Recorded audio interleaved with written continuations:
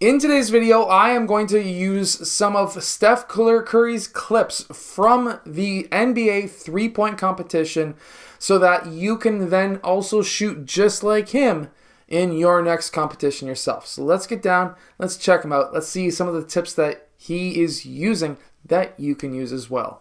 So number one is he does shoot with a one motion shot. And when you're shooting with a one motion shot, it's going to be a much faster shot so that now you're not just going to be stuck here for maybe 4 or 6/10 of a second. You are able to release much faster, and when you're in a timed competition, that is a benefit to you. So if you're a one motion shooter, that's definitely going to help you. The one thing that does surprise me, however, is that he does grab the ball from the right side. Now, this is something that is kind of interesting. So if you were to grab the ball from the left side, you would be able to keep your right side in line all the time.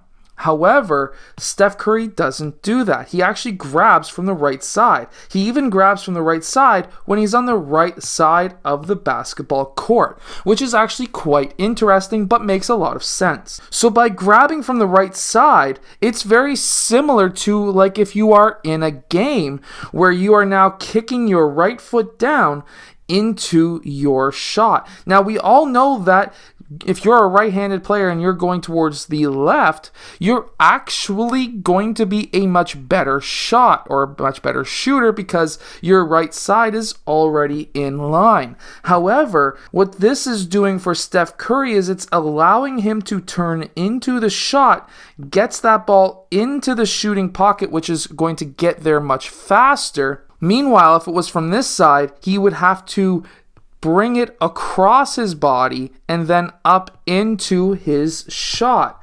And when that happens, that is actually going to take you much longer than bringing it from your right side and then straight up into your shot.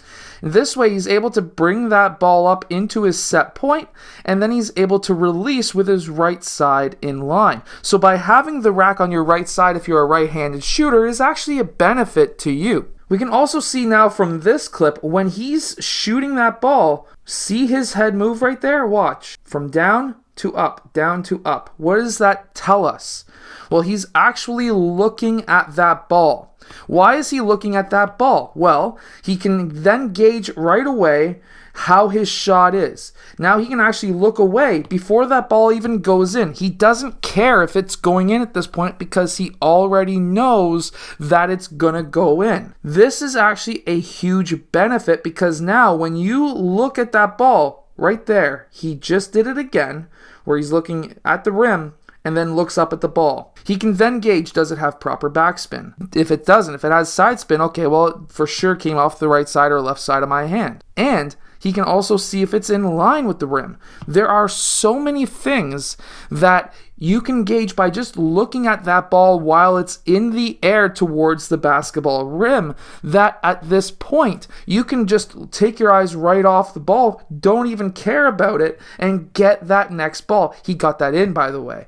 So, how long does it take him to shoot this shot? From getting that ball at 40 seconds, he brings that ball up into his shot and releases right there in 0.7 seconds. That is a very fast shot. However, that is a fast shot because he's able to get that ball from the right side straight up into his shooting pocket and shot or set point. And he's able to release quick because of the one motion shot. Again, that is key. Something else that we really haven't gauged yet is the fact that he doesn't jump all that high. You don't have to when you've got a one motion shot. So if you're looking to have a shot that can be more consistent because you're not jumping as high, the higher you jump, the more inconsistencies that you could potentially have, especially when it comes to a shooting competition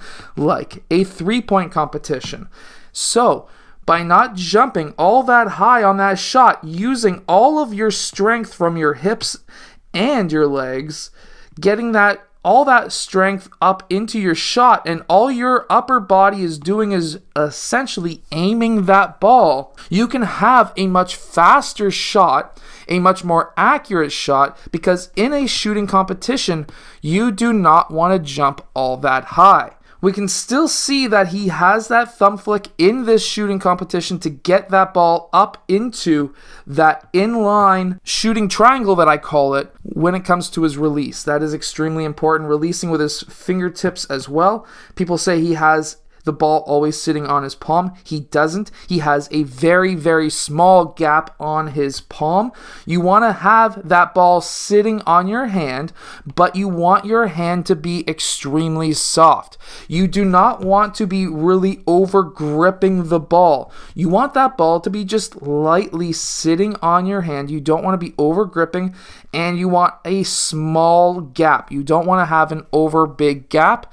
You want that ball to be really sitting on the sides of your hand, as we can see here. This is extremely important. Having the ball sit on the sides of your hand is going to allow you to have a very accurate shot and a very soft release, which will allow you to have a lot of backspin. So by allowing your hand to lightly grip that ball, you don't want to over grip that ball. You want it just to sit on your hand. Somewhat to this, where it's just lightly on your hand. You want your hand to be spread out on that ball, but you want the sides of your hand, kind of the boots of your hand, to be on the ball, but still having a gap between the palm. That's going to allow you to have a very soft shot and a very accurate shot.